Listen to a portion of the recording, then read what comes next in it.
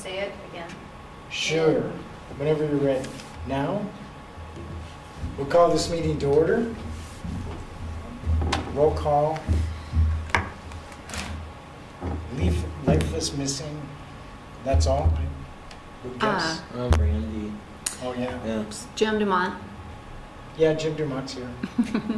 Kinda. Tim Payne, Tim Payne's here. Tito Espinoza, Tito's here. and Randy Grant and Leif Bissell are absent. Quorum is here. We have the consent agenda, approval of the last meeting's agenda, and approve the minutes. So moved. Second. All in favor? Yep. Aye. Passed. Action items. Doug. John. Here we go. Who wants to go first? What we wanted to do is just have a report back from our conference call. And I think we have a solution, and I want to just run it by you to see if you're comfortable with it.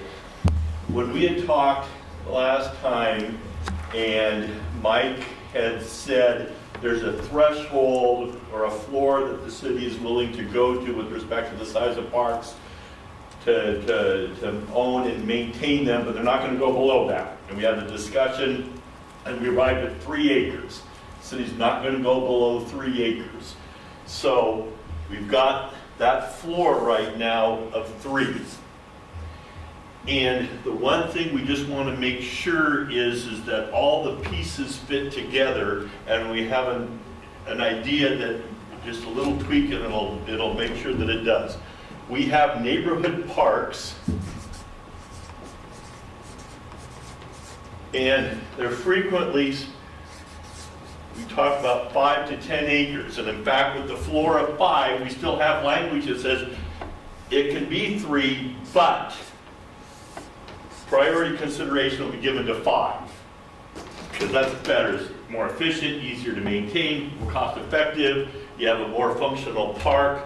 So we have that 5 to 10 is the sweet spot. It can go down as low as 3. We put language in that said you can propose to dedicate to the city, and the city will evaluate and decide whether to accept it or not. And we made a tweak and said with a recommendation from the PAR board. So you can look at the proposal, look at the standards, see if it makes sense, and then recommend to the city council approve, deny, or modify. So we have now a way of, I think, managing this and making it work. The dilemma we had was what to do with 0 to 3 acres. If we use the standard of 1,000 feet for each lot in the subdivision, the math is we'd have to have about 130 houses to get to this 3 acres. And there is going to be subdivisions that are smaller than 130 houses. And we can't make them dedicate more land than the standard. So if somebody is going to do a 10-lot subdivision, there's going to be 10,000 square feet, a quarter of an acre. And we can't make it be bigger. We have put language in because right now what it says is that you have to dedicate the land and improve it. And we put some language in that says, as an example, let's say that you have to dedicate 2 acres and improve it. We put some language in there that said the developer may propose to dedicate additional land and get a credit for that against the cost of the improvements they have to make. What does that do? It might give them an incentive to get up to the 3 acre threshold and get to a bigger park. So we can't make them, but we can give them an incentive. So that might help. But we still are going to end up at some point with some small parks and what to do about that. And there's kind of 2 ways to go. I think both are fine. One would be a little bit easier.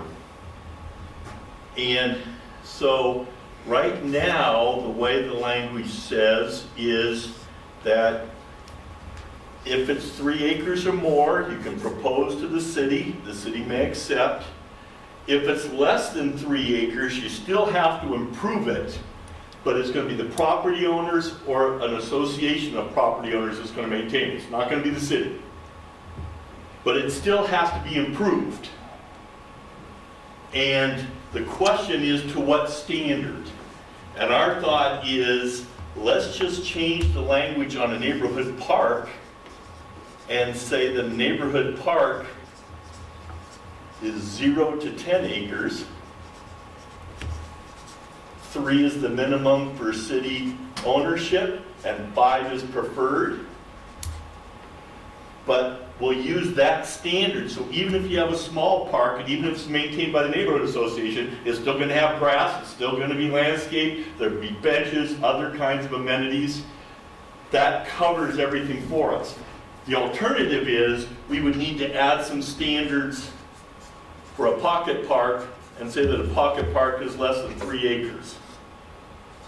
Either one is fine, but it seems like it might be easier for us just to extend the standard down as opposed to write a new standard for pocket parks. So this can all be done pretty quickly, pretty efficiently. The task would be completed, but we wanted to check back in and see if that made sense. There may be some things over time that we want to talk about. If I'm a developer and I have to improve a park, so I'm going to have land and spend some money. The closer I get to 3 acres, the more attractive it might be to perhaps dedicate some more land. But at some point in time, we might want to talk about some incentives. What if instead of dollar for dollar, if I had to make a dollar's worth of improvements, we'd accept like 75 cents in terms of land as a way of, boy, well, then I don't have to pay dollar for dollar. You mean I can save myself some money here if I dedicate land? So there might be some ways that we can provide further incentives to get land, because what you've said in the past is land is what's really scarce. That's the tough thing, because when it's gone, it's gone. Same kind of problem schools have. When it's gone and gone, we have to keep pushing out further. So there might be some ways within this scenario that we can, over time, try to come up with more incentives. But the basic framework is 0 to 10 acres, whether it's the homeowners association or whether it's the city, it's going to be developed to a standard, and we can continue to refine that standard over time.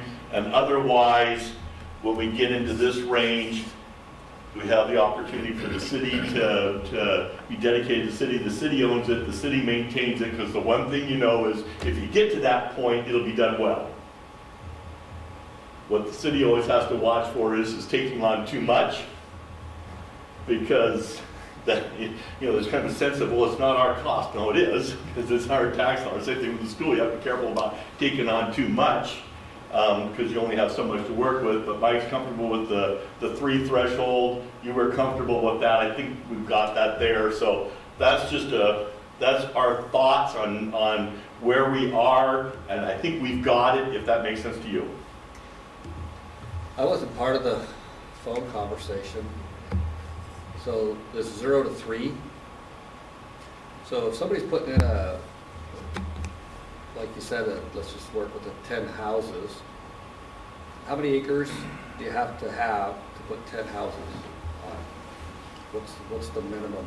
You probably have about 3 acres. So you put 10 houses on 3 acres? 3 or 4 acres, maybe, John, to get, yeah. And so they would do that, and they would expect to have some type of park improvement that they, as the people, are going to have as part of that 10 housing development. Or they could voluntarily make a payment in lieu of the dedication. Can't require that, but if they said, I'd rather just pay the city and develop all my land, especially since I don't want to have to deal with a 10,000 square foot pocket park. You know, they do have some options, but one way or another, you either have to make the dedication improvement or provide something equivalent. At some point, the park thing doesn't make as much sense as pay the money.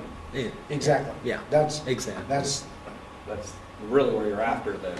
I mean, I talked with John and Doug yesterday about this, and I think that's my perspective is ideally give them incentives to give us more money so we can go out and buy the land we really need and want in an area we can service So and go from there. is there, and that's kind of where I'm headed, so, That's an impact fee yeah, are you better to not to have to worry about them having this option. improvement and option to say that for this to this, you're gonna give us X? Well, the problem- benefit of Fee giving versus- them the Yeah. option, it's not technically a Impact impact fee. They're voluntarily giving you the money, so you're not It's a subject contribution. to the State time law. frame Okay. to spend it. So you get a little Spend bit more by 6 flexibility. years. Okay. And, I mean, you're not gonna have enough development to ever have enough Make it money work. to Yeah. make it work in 6 Okay. years, so. I get it. Yeah. And there may be some creative opportunities. I mean, you could get a scenario, maybe you have a small subdivision that's going to go in over by McKiernan Christensen or something like that. And it doesn't make sense for them to have a little small pocket park when there's a bigger park across the street. But maybe they could make a contribution to help with the development of the trail system in the area. Or make a contribution that can be used to make improvements across the street. So there, once we can kind of get to that point, then there's going to be some opportunities for some creativity. And that's the one thing that the development community tends to do, especially when they have an opportunity to do this, is be creative and come up with different ideas. And so this kind of helps enable that from happening. Enable that to happen, not from happening to happen.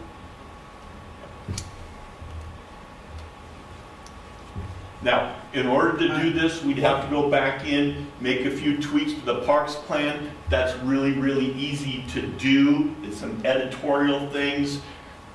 And we don't even necessarily have to do it now. We just have to know that this makes sense because we write the regulations around it. But at the end of the day, we want to make sure the regulations and the plan match.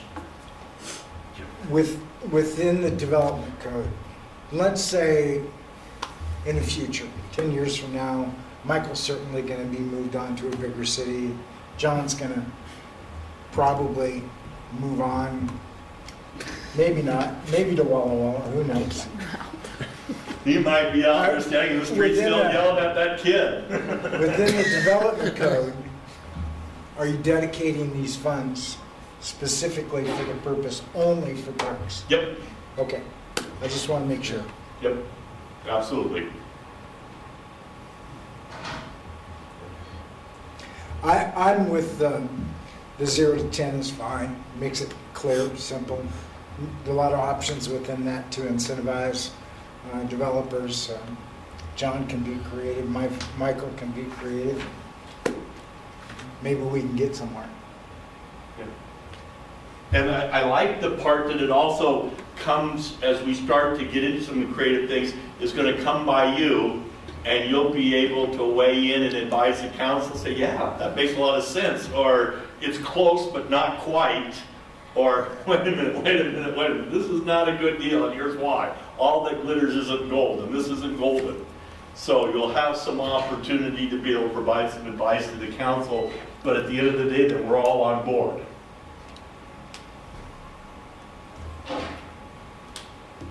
So, can we have a motion for this? Well, I don't know that it's a motion. No, I think If I'm listening to him correctly, I heard concept, we gotta go back in and tweak it. Yeah. We approved the tweak. we're directing him to do the tweak. Yeah. We approved the tweak. If you want a motion to say that we like the concept, I'll do that. Do you want me to do that? Okay. I think we need to Yeah. give some official stamp to this, so Doug and Michael and John can move forward with the council. Do you want that in the form of a motion? I gotta think about how to do that in the form of a motion. If you just said so moved, we heard So that. moved. The tweak, Yeah. Yep. to classify neighborhood parks 0 to 10 acres with a variety of options to incentivize developers. Yep. How's that That for a motion? covers it. I like what he said. Yep. And then the actual, once you're done tweaking, it comes back to. Yeah. We'll bring it back. Yep. Yeah, so then we'll have some regulations, we'll have tweaks to the plan. There's some things in the regulations now that at some point we may take out of the regulations and make an appendix to the plan, for instance. We have a lot of what-ifs right now that aren't really regulations, but we give examples, Example one to a developer, here's, if you're at 2 acres, you might want to think about this, because it might be, to your advantage to donate an extra acre of land, and here's why. Those things are in the regulations now, because they help illustrate the regulations, but ultimately, we may put those in the appendix to the parks plan as kind of a guide to developers. Here's some ideas. Hint, hint. Yep. Okay? Great, super, that's, Do we have a second to that? A second. Tito? All in favor? Aye. I- All opposed? None? Passes. super. Yep. Great job. Thank you. Excellent, thank you. I don't know, do you have other agenda items, Mike, or? Just one brief one, but you Okay. can say. I'm just Yeah. gonna say, I had a couple of other things, I'm just gonna Great. touch upon them, because they might be some excellent things, kind of on future to-do lists. On the planning and land use side, we've been having a interesting discussion in the county about where future growth and development will occur in and around College Place. And suffice it to say, there's some very, very different perspectives on that right now. But one of the things that we now have is a visual inventory of all the vacant land in and around the city.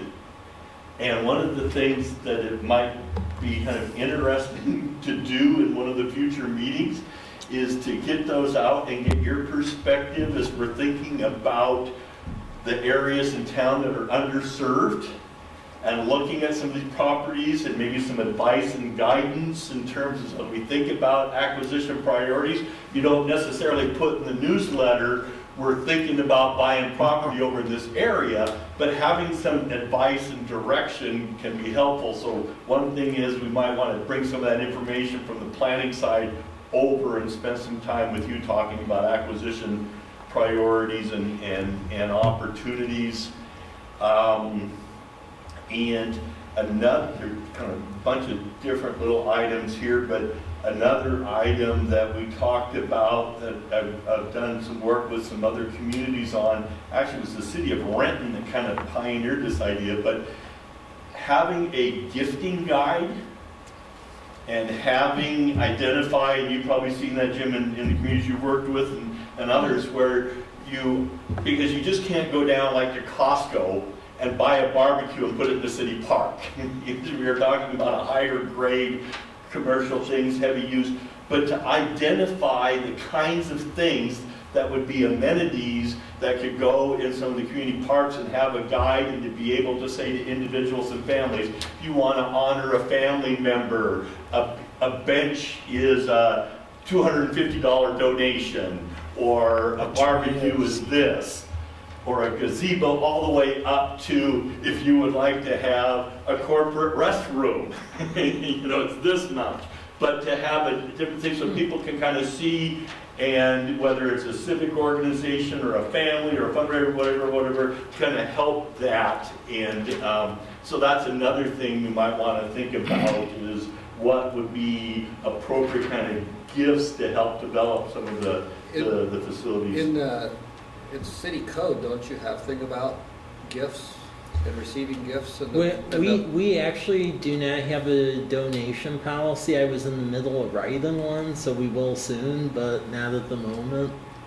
Yeah, The only thing we have in the park code is just about like surplus in the park property, and then the money stays in the park dedicated funds, but we have nothing on donation. but if someone wants to come and provide us 5 acres of land in exchange to have it named after them, Yeah. is that allowable? In most cities, they do have a portion of their code that applies. And then other gifting is just that, it's gifting. versus dedicating land to a specific name. I would just be curious about what are you going to put in policy? And if you have it in policy, do you need another layer is my only question. So at the school district, we have a gifting policy that says if it's so much, then I can make a decision. If it's this much, then the board's going to make Yeah. a decision and all that kind Yeah. of thing. And so you don't have to come up with the specifics. It depends on what it is, and then somebody can make a decision. And that not one decision doesn't set a precedence for the next one, so you can't on a case-by-case basis. So I was just thinking if you already had something like that, but if you don't, then maybe No. something like this makes sense. See, and I would see that as part of the policy work that our student intern Yeah. might include in what I would call a fees and charges policy, Yep. which could include gifting and naming and all those things, and levels of which approvals by the director, the city administrator, or the council only. Yep. And then the last thing is, and this is already happening to varying degrees, and I obviously want to be careful about not getting out ahead of anybody, but a logical and very natural partnership is between the schools and the cities when it comes to parks and open space and things like that. Sometimes cities and schools have informal arrangements and agreements here and here. Sometimes it's formal arrangements and agreements. And sometimes there's kind of joint strategies around acquisition and development and things like that. So as the school continues to do their planning, there may be additional opportunities to kind of do some joint strategic planning between the two. And in fact, the Parks Plan talks about the city, the school district, and the private schools meeting periodically and discussing strategy and coordinating efforts and things like that. So that's a kind of an ongoing activity that there always seems to be benefit from when it occurs. We just approved a document that says essentially that. Exactly. Yeah, we have it interlocal. We Yeah. just approved, so yeah. Yep. Yeah, so Yep. Good. we got that one, at least for you and I. Who else jumped on that? Anybody else approve that or not? Just you and me? That'll be a later discussion, but it's you and me. Yeah. Okay. And we did that, just for everybody's knowledge here, this was really Michael's doing, but it's written in there because we can then apply for grants, and so the language is already there in place, and so I think the school district and the city are well down the road in our collaborative effort there, and what that allows for the whole development of you know, it's all public funds. Yep, And Yep. so the better we play together, the better off we are, so. exactly the right attitude. So Mike, that's all I have. Okay. So thank you very much. We've got some work to do, and I'm going to actually jump in the car and head on to Coyellum right now. But I understand that. Oh yeah. Yeah. But I understand if I get up just beyond Duchy, there's no snow. So If you get up over 9 Mile, it goes to nothing Yeah. on the other side. So yeah. But getting there will be fun though, because I just came from that okay. way. So yeah. Okay, great. Thank you very much. We'll Have a see you safe next time. Thank you. I need to get maps out of your office. Okay, I can briefly go over next time. Carrie is supposed to be here, but I just got an email. She's stuck in her car somewhere in Walla, so she's not going to be able to make it. So, next slide, Carolyn. So I had Carrie start to get additional information from some of those comparable cities, just on how they fund the programs and what does it look like. Next slide. Toppenish, they have one. They probably have a rec program and a population number. It most mirrors us because they're just shy of 9,000. We're over 9,000. And prior to 2014, they actually had no recreation program. Historically, they were dependent on Wapato and a couple of other places that got rid of their program. Then the person from Wapato got hired over by Toppenish. And what they did to keep the Toppenish program going is they end up getting some donations from some bigger businesses, the hospital, and then not only that, but to keep the park and rec director and some of their staff employed, they have an interlocal agreement very similar to what we have with the school district, and they basically have a shared position where the city of Toppenish pays half, and then the Toppenish school district pays half. And the school district over there, the park and rec person from the city is also their intramural director over at the school district. So that's what it looks like. Next slide. So for Toppenish, how they fund the program is that for most programs that they offer in the community, it's $21 for various rec programs if they live within the city limits, and then $25 if they don't. And then they also get a bit of a contribution from Yakima Nation for youth from the nation who contribute.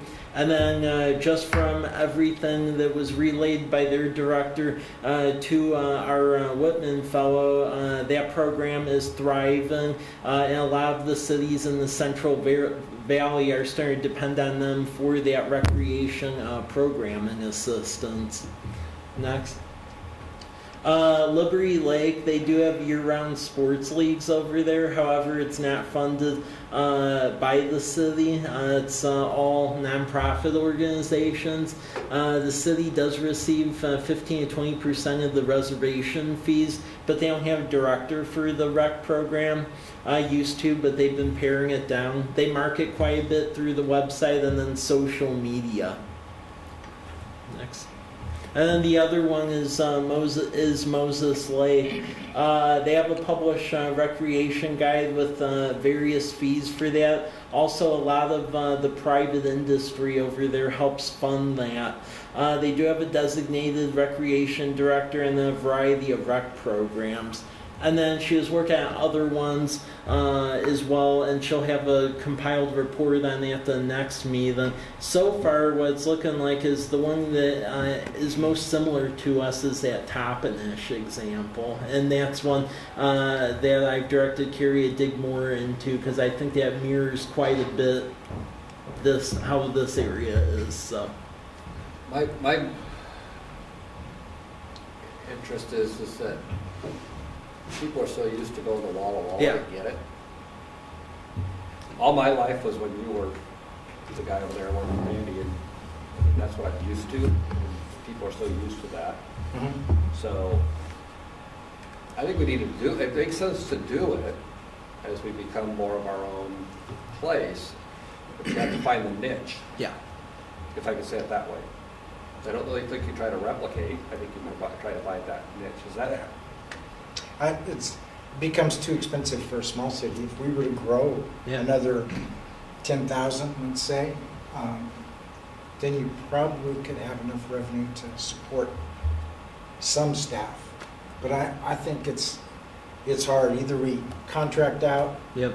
through private nonprofit groups or public, and my opinion is always public. Just depends on if the two cities are getting along. Yeah, That's what it all depends on. This idea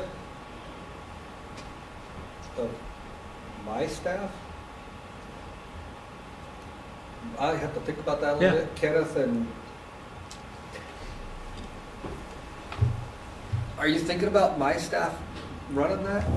I mean, With that idea?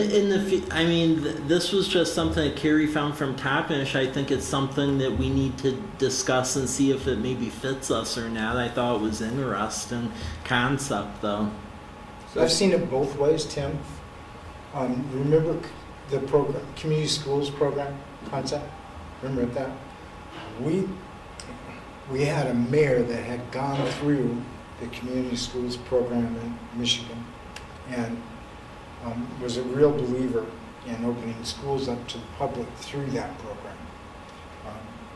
What I ended up doing is I paid for the employee, gave him to the school district, and they controlled the reservations and use of outside school activities. Kenneth, I'm just thinking, That's how it worked. so here's maybe more information than you want. So Kenneth, that we have, his title is, he's activities coordinator. Most people want to call him athletic director because that's what he spends Most of his time. a large portion of his time, because he does athletics. We do go down to 5th grade, so he's coordinating all of that. But he also does the activities, so he's actually in charge of our clubs and things kind of go through him, some of the ASB stuff. He works with the ASB. And then because of the nature of that, he is scheduling all of our facilities. Nobody does anything without it running across. He maintains all the calendars and everything. That's neat. Because if he scheduled all the athletics and all the facilities and he knows what all that is, you can't say, hey, we want to rent your space without going through him first. And then that's so busy now, he has a full-time secretary. But here's the problem. It's 100% levy funded. Oh. Right, because all of that, there isn't any state funding for athletics and activities. Okay. And then they just cut our levy in half. And so, but he has so much, you can't not have that secretary. I mean, she really allows him, districts our size don't have that much committed to that area, but I don't know that they're doing as much as he's doing either. Literally, he's running everything activity-wise. So with that said, he actually makes sense, though, that you probably have to get some more folks in there if you were to do that. I can visit with him to see what he even thinks. His head will probably explode. I have to pay him some more money. Potentially, he'd have to have more secretarial staff to help coordinate, like you're saying with that, and help coordinate the. But it does make sense. There's no sense replicating it. I mean, he has an office. He's got technology. He's got. It's an interesting idea. The city's not going to go out and build a gymnasium. No. I don't see that happening. Nope. So that's what you have. And could we make use of the students available in the area to act as student interns under him, perhaps, to allow leadership over the program, to alleviate some of the burden? Yeah, I think you're headed right down the right road. Is that if Kenneth started to work with our ASB program and the leadership of that, there's some natural ties there. And that's the first one that I think about. The city and the school district, we're doing some pretty creative things. And last year, it's kind of dropped off this year. Our media gallon program is second to none in terms of what they're cranking out. I mean, they do real commercials, and they're doing our whole ASB or our yearbook and everything now. I mean, she's just incredible. So if there's a way to work with the city in terms of all of that and the production of that, our students working through the media program, ASB folks are doing things, working with it. You're going to need all the notes to go home to the kids because it's the kids we got already. Exactly. So, let me run it by Kenneth and talk with him. It makes a ton of sense. It's just capacity. Yeah. The question is, I already got the office. where are you maxed? He's maxed right now, so that's why I'm saying there would have to be a third person. I don't know if you're going to get a third person in that office, but Well, it is the right direction. It is a good idea to explore it. For a district, for a community this size. Yep.